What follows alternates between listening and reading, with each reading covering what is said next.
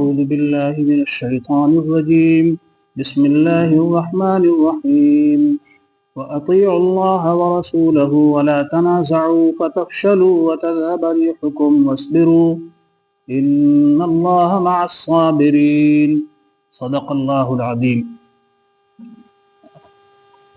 بزرگوں اور بھائیوں، یہ ایک آیت جو 10ویں پارے کی ہے، جو آج پڑھی بھی گئی ہے، سورۃ الانفال کی ہے، آیت نمبر 46، جس میں فرمایا اللہ تبارک و تعالیٰ نے کہ اور اطاعت کرو، احکام کی پابندی کرو، اللہ کی اور اس کے رسول صلی اللہ علیہ وسلم کی۔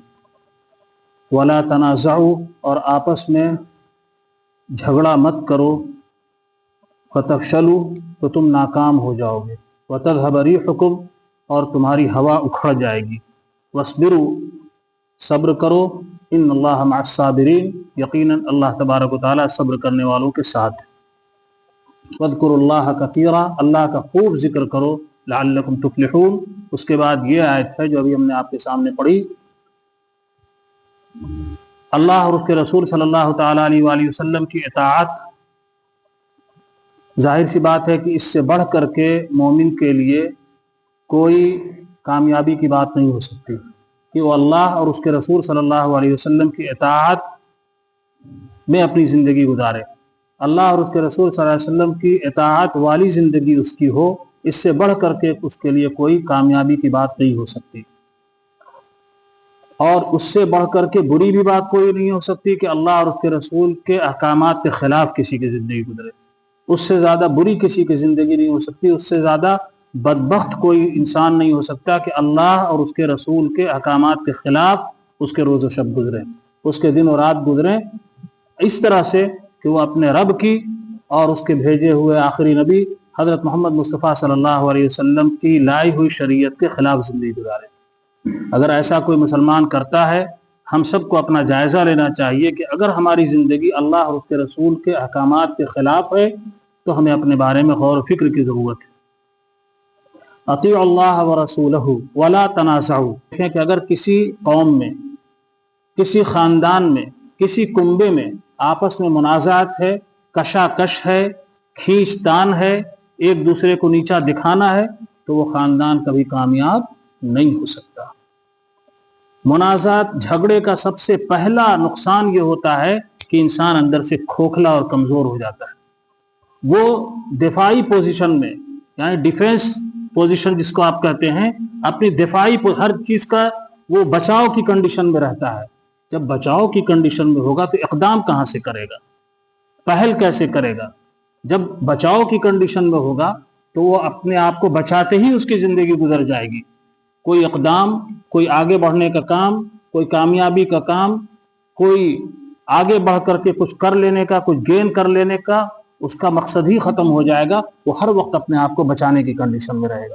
اس لیے کہا گیا کہ ولا تنازعوا، اپنے گھریلو زندگی میں بھی، اپنے خاندانی زندگی میں بھی منازعات مت کرو، آپس میں جھگڑے مت کرو۔ ولا تنازعوا، اگر ایسا کرو گے کامیابی تو ملنی نہیں ہے، پیچھے پیچھے پیچھے پیچھے چلتے چلے جاؤ گے، پسپائی تمہارا مقدر ہوگی، کامیابی نہیں مل سکتی۔ ولا تنازعوا، آپس میں جھگڑے مت کرو، فتفشلوا، کیا ہوگا؟ کامیاب نہیں ہو سکتے، پھر کیا ہوگا؟ ناکام ہوگے، تمہیں آگے بڑھنے کا موقع نہیں ملے گا، پیچھے ہی چلتے چلے جاؤ گے۔ اور یہ بھی ہے کہ جب انسان اس کنڈیشن میں ہوتا ہے تو اندر سے اس کے بزدلی بھی پیدا ہوتی ہے، کم ہمتی پیدا ہوتی ہے۔ اقدام کی جب طاقت نہیں رہ جاتی ہے تو اس کے اندر ہمت کم ہوتی ہے، بزدل ہو جاتا ہے، ہر وقت وہ دھڑکا سا لگا رہتا ہے، اب کیا ہو جائے، اب کیا ہو جائے، اب کہیں ایسا نہ ہو کہ ہمارے دوسرے فریق کی طرف سے ہم کو یہ تکلیف پہنچ جائے۔ ہر وقت وہ اسی دھڑ بن میں رہتا ہے، سیدھی سی بات ہے کہ وہ آگے نہیں بڑھ سکتا۔ فتفشلوا، ناکام ہو جاؤ گے۔ اور ایک نقصان کیا ہوگا؟ وتذهب ريحكم، تمہاری ہوا اکھڑ جائے گی۔ قرآن جو کہہ رہا ہے اس کا ترجمہ یہ کہ وتذهب ريحكم، تمہاری ہوا اکھڑ جائے گی۔ اسی طرح سے آپ اپنے خاندانی اعتبار سے، سماجی اعتبار سے بھی دیکھیے تو پھر دفاعی کنڈیشن میں جب ہوں گے تو ہوا اکھڑ جائے گی۔ ارے جب ہمارے فریق مخالف کو یہ پتہ چل جائے کہ ہمارا آپس کا معاملہ ہی درست نہیں ہے، ہم آپس میں یوں ہیں، رسہ کشی ہے، तो सीधी सी बात है कि हवा उखड़ गई। अब जो चाहेगा हमारे ऊपर हमलावर होगा, या जो चाहेगा हमें घरेलू एतबार से, हमारे ख़ानदानी एतबार से हमको नुकसान पहुंचाने की कोशिश करेगा, उस नुकसान में कामयाब भी हो जाएगा वो। वतज़हब रिहुकुम, ये होगा इसका नुकसान, कामयाब नहीं होगे, हवा उखड़ जाएगी। अब करना क्या है? अगर ऐसी सूरत हो तो वस्बिरू, सब्र करो। सब्र के माना क्या होते हैं? जमने के होते हैं, बर्दाश्त के होते हैं। वस्बिरू, सब्र करो। अगर ऐसी सूरत हाल हो जाए तो जमो, सब्र करो, थोड़ी देर के लिए चीजों को बर्दाश्त कर लो। एक हमारी समाजी खराबी ये भी है कि जब हम लोग कोई बात रखते हैं अपनी सामने, कोई मसला आ गया, उस पर बिल्कुल उतावले हो गए, परेशान हो गए, नतीजे के तौर पे जो बनने की भी शक्ल हो सकती थी वो भी बिगड़ जाती है। सब्र नहीं रहता और उजलत में फैसले करते हैं, नतीजा ये होता है कि खराबी फिर मुकद्दर होती चली जाती है।